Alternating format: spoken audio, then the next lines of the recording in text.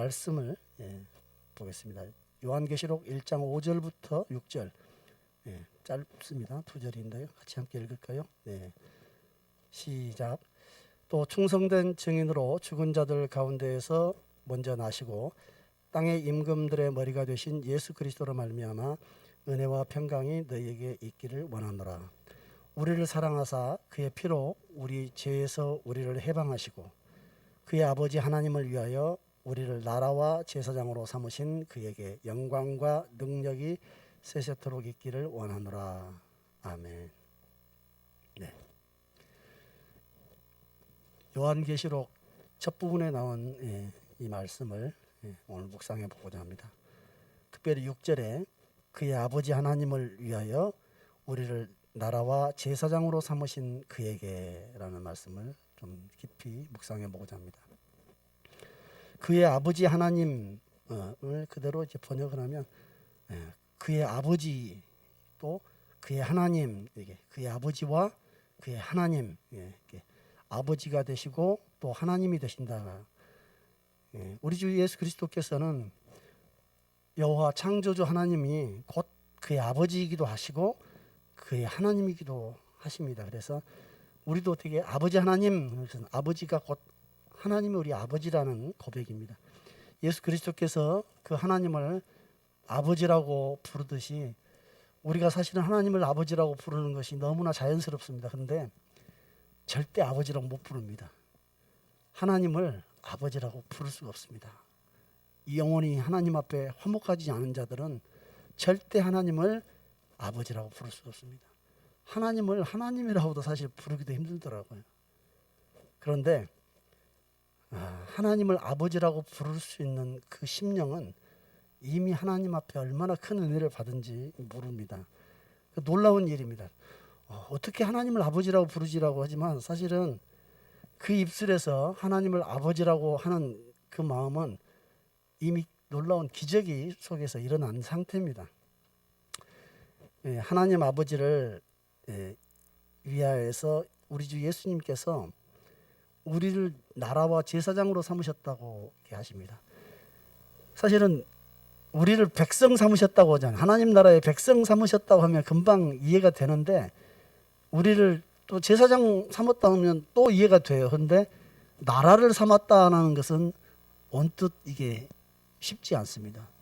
우리는 하나님 나라의 백성으로 우리를 부르셨다 그렇게 생각하기 쉽지 우리를 나라로 삼으셨다는 것 도대체 무슨 의미일까 하는 궁금증이 생깁니다. 예수님께서 우리를 위해서 하신 일들은 그 앞절 5절에 이미 우리를 사랑하사 그 자신의 피로 우리 죄에서 우리를 해방하셨다는 겁니다. 죄를 용서했다라고 말하지 않고 죄에서 우리를 해방했다고 합니다. 죄에서 해방했다는 말은 어떤 의미에서는 지은 죄의 형벌을 용서했다 하는 정도가 아니라 그 죄라는 자체가 하나의 힘이고 인격이라는 로마서에서 표현된 것처럼 나를 끌고 가는 힘이라는 거죠. 그 죄의 힘에서 죄의 세력에게서 나를 해방했다는 겁니다. 사실 죄는 우리가 짓습니다. 죄는 내가 짓는데 따져놓고 보면 내가 마귀에게 속해서 죄를 짓는 겁니다. 그러니 마귀가 결코 거기서 피할 수 없어요. 마귀라는 존재 자체가 그 자리에서 반드시 드러날 수밖에 없습니다. 내가 죄를 짓는 그 현장은 결국 마귀의 유혹이나 마귀의 강압이나 마귀의 억눌림이 반드시 있는 겁니다. 그래서 죄는 내가 짓고 망하기는 내가 망하는데 사실은 나는 마귀에게 속해서 죄를 짓는 겁니다. 그래서 죄의 형벌을 용서받는 정도가 아니라 이 죄의 세력, 죄의 힘, 죄의 습관, 그 죄의 그 중독, 죄의 그 세력, 죄를 벗어날 수 없는 그 집착 그런 것들에서 우리를 주님께서는 건져내 주시기를 원하십니다. 다만 우리의 죄를 용서하고 죄의 형벌을 감해줄 뿐만 아니라 죄에 묶여있는 그 상태에서 풀어주기를 원하십니다. 그러므로 죄는 어떤 행위로서의 어떤 잘못만 아니고 그 죄악을 범할 수밖에 없는 죄의 세력에게 잡혀있는 그 포로되어 있고 눌려 있는 우리의 연약함, 우리의 한계, 우리 자신을 말한 겁니다. 그래서 로마서를 보면 사실은 내가 곧 죄인데 사도 바울은 내 속에 있는 죄가 죄를 범한다라고 말합니다. 죄는 분명히 내가 짓기 때문에 내가 그 죄의 형벌을 받습니다. 그러나 사도 바울은 내가 아니라 내 속에 있는 죄가 그렇다고 하면서 죄를 하나의 인격화합니다. 그래서 그 죄를 돌이키면 내가 아니라 내 속에 있는 마귀가 이렇게 해서 그런다 할지라도 전혀 이상이 없을 정도입니다. 사도 바울은 그렇게 말합니다. 내가 짓는 것이 아니고 내 속에 있는 죄가 짓는다라고 분명히 말하고 있습니다. 사람들은 그렇게 말하면 사람들이 자기의 죄를 마귀에게, 귀신에게 핑계대면서 자기 스스로의 문제의 책임을 지려 하지 않는다고 비판합니다. 사실은 그 비판이 굉장히 중요한 비판일 수도 있습니다.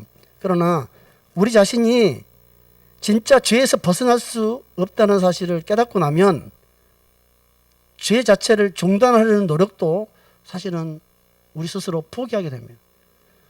내가 죄를 짓지 않을 수 없는 자라는 사실을 인식하고 주님 앞에 나아가지 않는다면 사실은 이 죄의 힘을 끊을 수도 없고 이길 수도 없습니다. 그것이 성경이 말하고 있는 겁니다.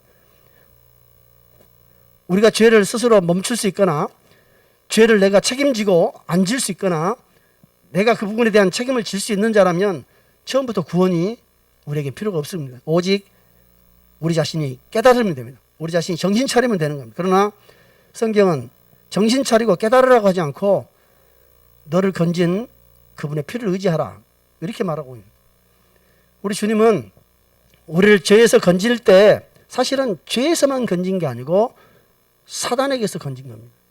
그러니까 예수 그리스도의 구원은 죄의 형벌에서 우리를 용서해서 천국으로 인도하는 정도가 아니라 천국으로 가지 못하게 하나님의 다스림, 천국이라는 것은 하나님 나라입니다. 천국이 하나님 나라고 그 하나님 나라는 어떤 상태냐면 어떤 영역이나 어떤 지역이나 어떤 범위를 말하는 게 아니고 하나님의 나라는 하나님의 통치, 하나님의 다스림 이 상태입니다.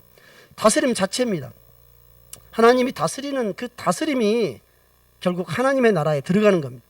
하나님 나라에 천국에 간다는 것은 하나님 나라의 그 하나님의 다스림을 받는 자가 영원한 하나님 나라의 그 다스림 속으로 이제 들어가는 것을 우리가 죽어서 천국을 간다 이렇게 표현할 때 사실은 그런 의미입니다. 이 하나님 나라는 결코 우리 스스로 갈 수가 없고 우리 스스로 해결할 수도 없는 그런 나라입니다. 그래서 성경은 로마서 15장에도 이 마지막 때 들어가는 이 나라는 어떤 나라냐면 부활을 통해서 들어가는데 어떤 부활이냐면 그 마지막 부활은 예수 그리스도가 죽음에서 부활하며 또 예수 안에 있는 우리가 또 부활한다고 합니다. 그리고 마지막에는 마지막 부활하는 현장이 있는데 그 부활은 어떤 부활이냐면 모든 하늘에 있는 영들, 통치와 권세를 멸하시고 나라를 하나님께 바칠 때라고 이렇게 말합니다. 나라를 하나님께 바친다는 게 나라라는 것은 사실은 예전에 이 정치적으로 나라는 국토가 있어야 되고 국민이 있어야 되고 주권이 있어야 된다 이렇게 해서 하나의 나라를 이렇게 설명하는데 성경에서 말하고 있는 그 하나님의 나라는 왕권입니다. 왕권. 국민이 아니라 왕이 다스리는 나라인데 그 나라는 통치입니다. 완전한 왕의 다스림. 그 다스림 전부 다 왕의 소유고 그런데 이 하나님 나라에 들어간다는 것은 결국에는 우리 인생이 하나님의 통치와 다스림을 벗어나 버렸습니다. 이미 아담 때부터 죄의 종로를 타고 죄에 사로잡혀 있기 때문에 하나님의 통치를 받기보다는 자기 스스로가 주인이 되거나 아니면 자기가 주인이 아니면 어둠의 영, 마귀가 결국 자기의 주인이 되어 있는 겁니다. 그 상태에서 하나님은 우리를 지배하고 잡고 있는 이 영을 그 통치와 권세, 또 사단, 공중의 권세 잡은 자, 또 에베소 2장에서 말씀하신 모든 불순종하는 자들 가운데 역사하는 영 이렇게 말합니다. 이것이 결국 하늘에 있는 영들이라는 그 영들을 악한 영들 사로잡고 죄 가운데로 끌고 간 그 영들을 파쇄하고 멸해서 결국에서는 그 영들의 결박에서 건져낸 상태가 하나님 나라에 들어가는 상태. 하나님 나라는 예수님이 2000년 전에 죽으시고 부활하셨고 이제 그리스도 안에 있는 우리가 주님 오실 때 다시 완전한 부활의 몸으로 들어가고 이제 마침내 죽은 자와 산 자들을 다 심판하는 그날 모든 자들이 다 부활할 때 그때 그 영들을 통치와 권세들을 멸하고 통치 그 나라를 완전히 아버지께 바친다는 겁니다. 지금 나라는 하나님이 통치자시지만 여전히 이 세상은 그 탈취자로부터 완전하게 회복이 되지 않은 상태입니다. 그래서 이 세상 신이 곧 마귀가 이 세상 신이라고 합니다. 하나님 나라는 언제냐? 미래에 있습니다. 어떤 미래?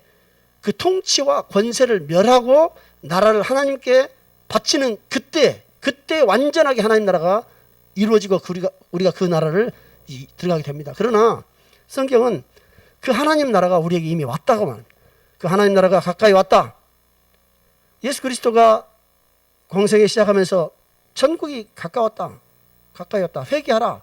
천국이 가까이 왔다라고 말씀하셨는데 사실은 예수 그리스도가 이 땅에 태어나는 그 순간 이미 하나님께서는 말씀이 육신이 되어 혈과 육으로 비록 그 마리아의 핏덩이로 태어나신 그 그리스도지만 그분이 곧 하나님께서 이 땅에 그 말씀을 육체로 보내신 그리스도라는 겁니다. 그 그리스도의 죽음과 부활을 통해서 하나님 나라가 이루어지는 겁니다.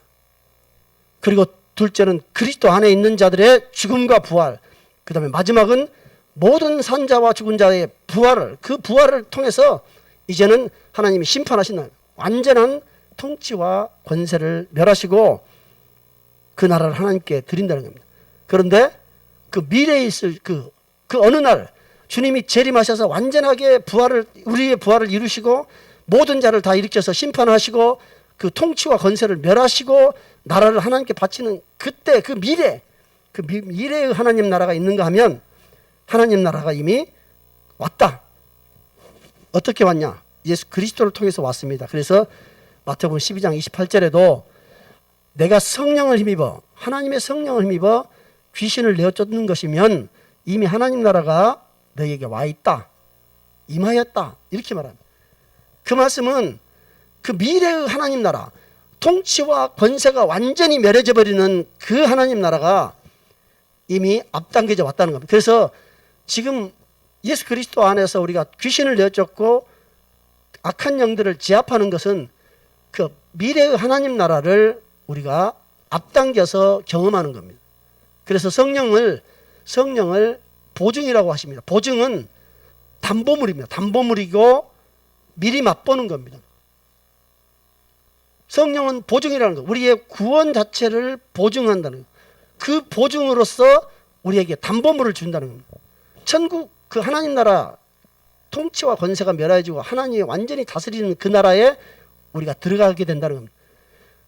그 통치와 권세가 멸해진 그 미래에 있을 하나님 나라가 오늘 현재에 어떻게 하나님 나라로 와 있냐면 예수 그리스도의 이름으로 성령의 능력으로 더러운 영들이 쫓겨가는 것이 곧 그 미래의 하나님 나라가 현재의 담보물로 미리 맛보기로 와 있다는 겁니다.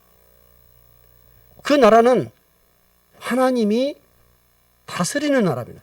하나님이 통치하고 다스리는 것이 하나님의 나라인데 예수 그리스도의 이름으로 귀신이 쫓긴다는 것은 그 사람이 이미 예수 그리스도 하나님의 다스림 안에 완전히 들어와 있다는 겁니다. 그래서 예수님이 누가복음 10장에서 이렇게 말합니다.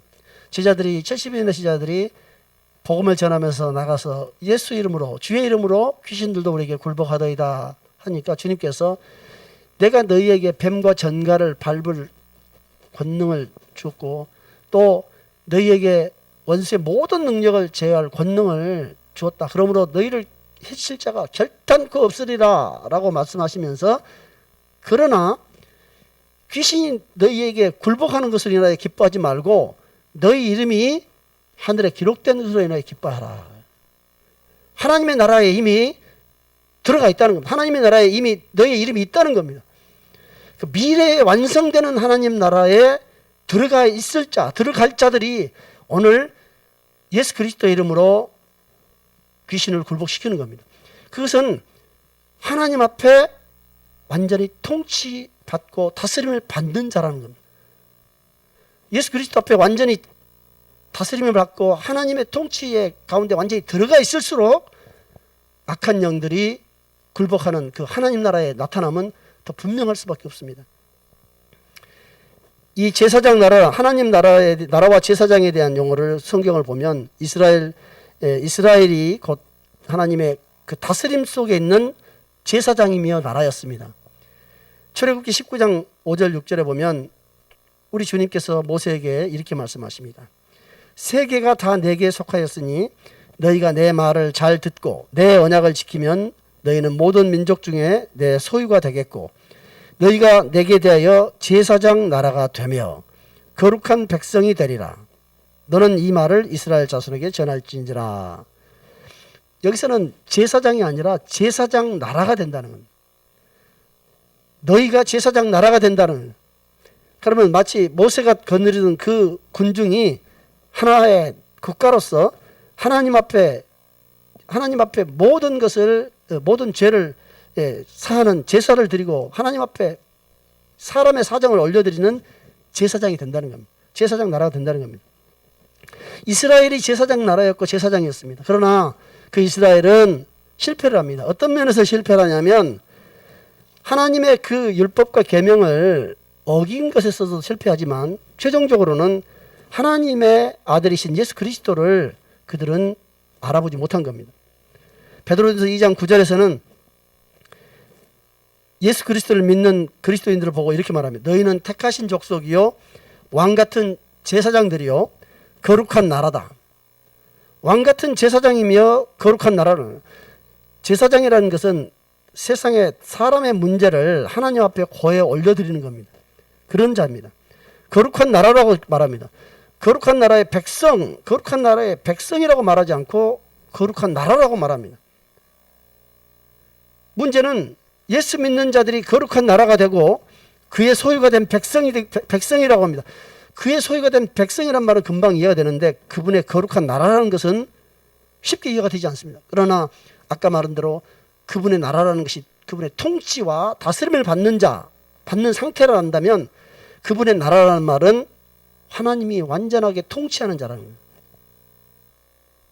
그런데 문제는 2장 9절 앞절에 뭐라고 되어 있냐면 너희는 택하신 족속이지만 그들은 아니다는, 그들은 어떤 자들이냐면 성경에 기록됐을 때 보라 내가 택한 보배로운 모퉁이 돌을 시온에 두노니 그를 믿는 자는 부끄러움을 당하지 아니하리라 하였으니 그러므로 믿는 너희에게는 보배이나 믿지 아니하는 자에게는 건축자들이 버린 그 돌이 모퉁이의 머릿돌이 되고 또한 부딪히는 돌과 걸려 넘어지게 하는 바위가 되었다 하였느니라.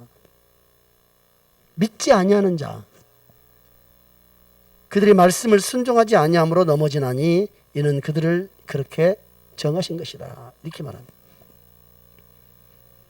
결국 이스라엘은 제사장 나라로 하나님이 부르셨지만 하나님의 뜻 가운데 온전히 서지 못하고 마침내 예수 그리스도를 부정하고 거역함으로써 믿지 아니하는 자의 자리에 있게 되고 결국에는 그들은 참으로 건축자의 그 머릿돌이 될 분을 버렸다는 겁니다. 그리고 그러나 너희는 그를 믿었다. 그러므로 너희는 택하신 족속이요 왕같은 제사장이며 거룩한 나라가 된 것이다. 요한계시록 5장 9절 10절에서 보면 하나님이 믿는 자들을 나라와 제사장으로 삼으셨단 말을 다시 한번 하십니다. 그들이 새 노래를 불러 이르되 두루마리를 가지시고 그 인봉을 떼기에 합당하시도다. 일찍이 죽임을 당하사 각 족속과 방언과 백성과 나라 가운데에서 사람들을 피로 사서 하나님께 드리시고 그들로 우리 하나님 앞에서 나라와 제사장들을 삼으셨으니 예수께서 피로 사신 그들을 세상 모든 민족, 방언, 족속, 백성, 나라, 이제는 유대인 이스라엘이 아니라 온 세계 열방에 있는 나라들 가운데서 피로 사람들을 사서 하나님께 드리시고 그들을 나라를 삼으셨다는 겁니다. 제사장을 삼으셨다는 겁니다. 문제는 그들을 나라와 제사장을 삼았더니 그냥 나라요 제사장이라는 것은 나라는 하나님의 통치요 하나님의 다스림을 말하는 겁니다. 다스림이 그 자에게 있는 겁니다. 통치가 그 자에게 있는 겁니다. 제사장이라는 것은 바로 그 자는 이 세상의 사람들의 고통과 사람들의 문제를 하나님께 고해 올릴 수 있는 그런 자라는 겁니다. 그런데 그렇게 삼았더니 어떻게 되냐면 그들이 땅에서 왕노릇하리로다. 하나님이 왕으로서 통치하시는데 하나님의 통치와 다스림을 받는 그 나라는 누굽니까? 그분에게 순종하는 자, 그분을 믿는 자. 하나님이 왕으로서 통치하시고 그 통치를 받는 그 나라된 그리스도인들이 왕이 되는 겁니다. 그리스도인들 왕 노릇하리로다. 요한계시록 20장에서도 그런 개념이 나옵니다. 내가 보좌들을 보니 거기 앉은 자들이 있어 심판하는 권세를 받았더라. 보좌에 앉은 자들이 있는데 심판하는 권세를 받았더라. 이 사람들이 어떤 사람들이냐면 내가 보니 예수를 증언함과 하나님 말씀 때문에 목배임을 당한 자들의 영혼들, 또 짐승과 그의 우상에게 경배하지 아니하고 그들의 이마와 손에 그의 표를 받지 아니한 자들, 그들이 다시 일어나서 그리스도와 함께 1000년 동안 왕노릇한다. 천년왕국에 대한 설명의 귀절이라고 봅니다. 그러나 여기서 살아서라는 말이 그냥 계속 살아있다는 뜻인지 또는 어떤 사람의 말처럼 죽었다 다시 살아났다는 의미인지 해석을 다양하게 합니다. 그런데 분명한 것은 예수를 증언함과 하나님 말씀 때문에 목배임 당한 자들, 그리고 짐승과 그의 우상에게 경배하지 아니하고 그의 이마와 손에 그의 표를 받지 아니한 자들이 살아남았든지 아니면 죽어서 다시 살아났든지 간에 그리스도와 함께 1000년 동안 왕노릇한다는 거고, 이 자들은 하나님의 나라입니다. 예수를 증언하고 하나님 말씀 때문에 목배임을 당한 자들은 하나님의 통치와 다스림 가운데 있는 자들입니다. 이런 다스림 가운데 있는 자들이 결국 나라이죠. 하나님의 나라인데 하나님 나라가 그 자라인 거야. 그 자. 하나님의 나라가 통치와 권세, 그 영들을 멸하고 그 나라를 하나님께 드려서 세우시는 하나님의 나라가 있는데, 하나님의 그 복음과 예수 그리스도의 그 이름과 그 하나님 말씀 앞에 복종하고 죽임당한 그들의 영혼은 그냥 나라라는 겁니다. 그게 그분의 나라라는 겁니다. 그리고 그들은 그분의 나라일 뿐만 아니라 통치와 다스림을 받는 나라가 아니라 이제는 직접 통치하고 다스리는 자가 된다는 겁니다. 그렇기 때문에 내가 보좌들을 보니 거기 앉은 자들이 있어 심판하는 권세를 가졌더라. 이 사람들은 예수를 증언함과 하나님 말씀 때문에 목배임을 당한 자들입니다. 그리고 짐승과 우상에게 경배하지 아니하고 그 손에 표를 받지 아니해서 고통당했던 사람입니다. 그들은 그들이 심판하는 권세를 갖다는 거예요. 심판하는 권세는 요한복음 6장에서 예수님께서 이렇게 말씀하십니다. 아버지께서 내가 인자가 됨으로 인해서 나에게 심판하는 권세를 주셨다. 요한복음 5장. 내가 인자가 됨으로 인해서 인자가 된다는 건 사람의 아들이 되었다는 겁니다. 내가 육신으로 이 땅에 순종하여 와서 육신으로 죽고 육신으로 아버지 앞에 복종하게 된 그 일로 인해서 아버지께서 나에게 심판하는 권세를 주셨다는 거예요. 마찬가지입니다. 이 사람들이 심판하는 권세를 받은 것도 예수님처럼 목배임을 당했다는 겁니다.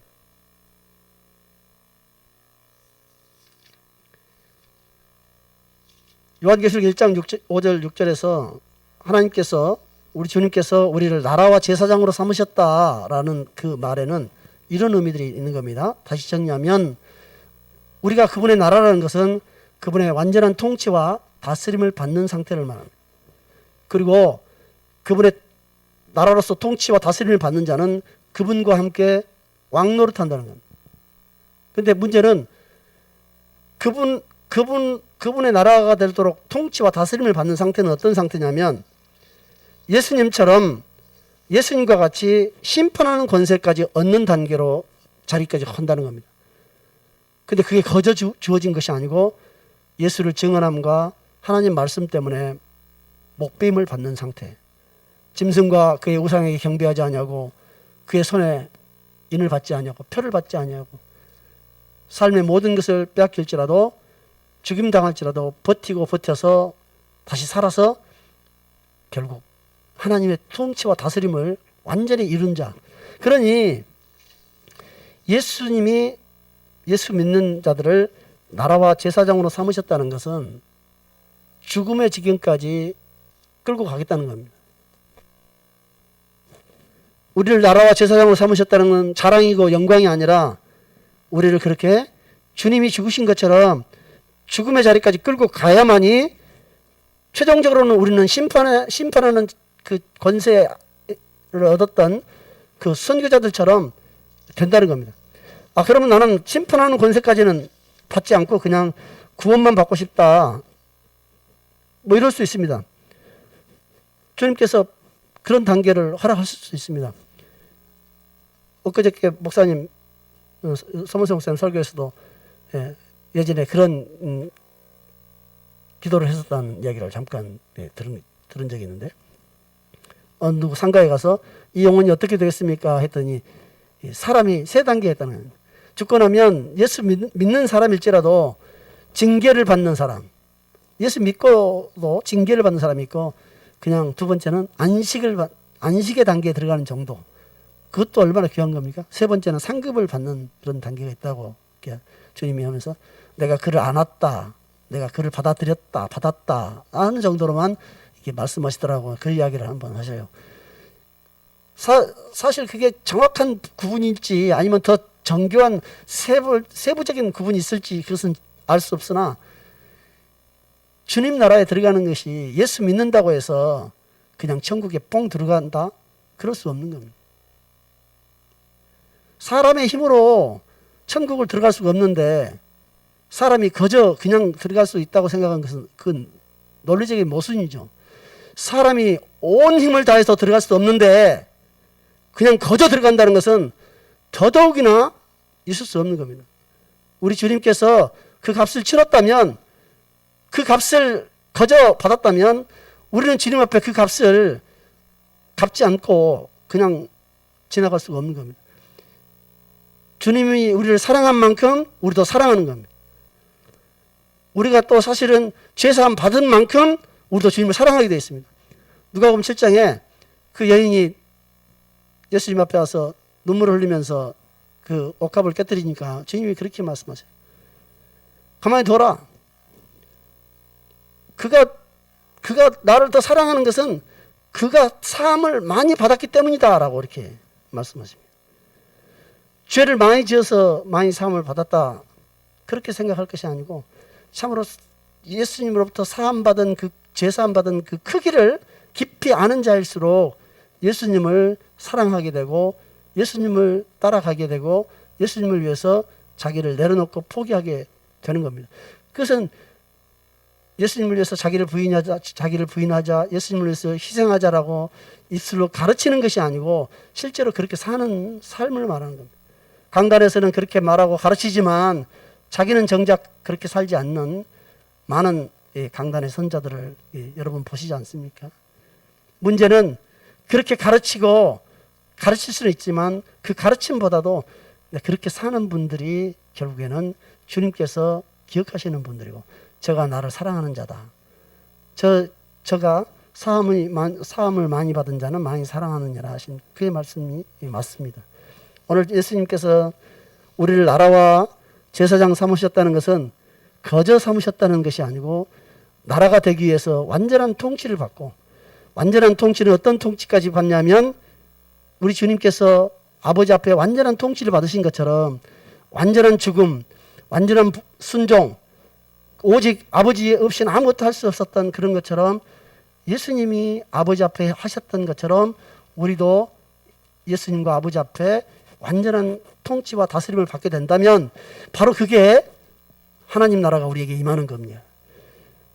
마지막 날 모든 역사가 종말되는 그날 통치와 권세, 하늘에 있는 모든 천상적 영들이 다 멸해지고 하나님이 그 나라를 아들로부터 받는 그날 하나님의 나라가 완전히 드러나겠지만, 그러나 그 나라는 멀리 있는 미래의 나라요, 우리가 볼 수 없는 나라일 것 같지만 그 나라의 일부가 예수 그리스도 이름으로 우리에게 왔으며, 누구든지 그 예수 이름 안에 있는 그 나라에 복종하고 굴복하고 순종하면 그 자신이 곧 나라가 되어서 이 땅에서도 예수님처럼 왕노릇하게 된다는, 이 땅에서도 예수님처럼 다스리게 된다는, 그리고 마침내 완성된 그 나라에서 주님께서 허락하시는 그 다스림을 이제 하게 된다.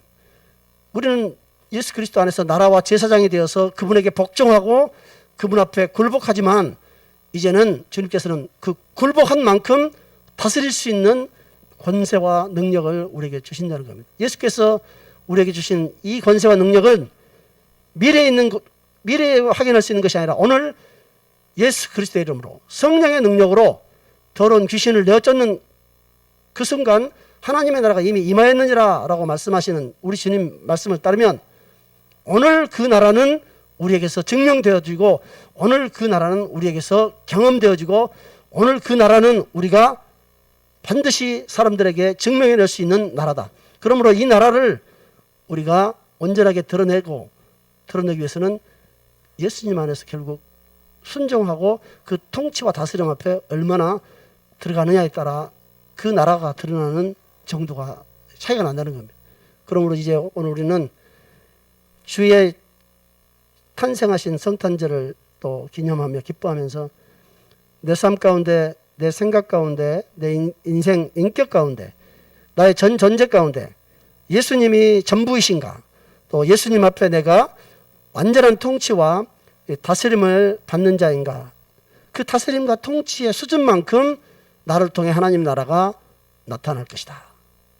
성경은 우리에게 그렇게 권면하고 있습니다. 그러므로 하나님의 그 나라, 모든 통치와 권세와 능력을 멸하시고 완전히 나라를 드러내시는 그 미래의 그날을 기다리면서 오늘 우리는 현재 속에서 하나님의 성령을 힘입어 귀신을 내어쫓고 하나님 나라가 우리 안에 이미 와 있다는 것을 날마다 경험하며 사람들에게 드러내주고, 그래서 사람들을 죄에서 건져내주고 죄에서 나올 길을 안내하고 우리 스스로도 또 죄에서 벗어나는 이런 하나님 나라를 경험하는, 날마다 더 깊이 경험하는, 그래서 하나님 나라가 막연히 미래에 있지 않냐고 오늘 우리 안에서 날마다 강력하게 침입해 들어오고 역사한다는 것을 우리가 증명해낼 때 우리는 우리 주님의 진정한 나라가 되며 진짜 제사장이 되는 겁니다. 그러므로 우리 모두 하나님의 나라, 나는 곧 우리 주님의 나라요, 우리 주님의 제사장이다.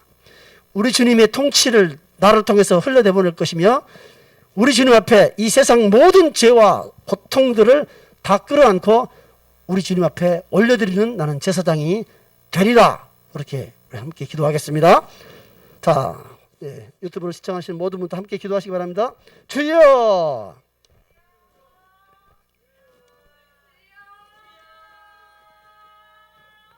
주여! 라스카라라스카라라. 자, 셀라를 좀 켜주세요.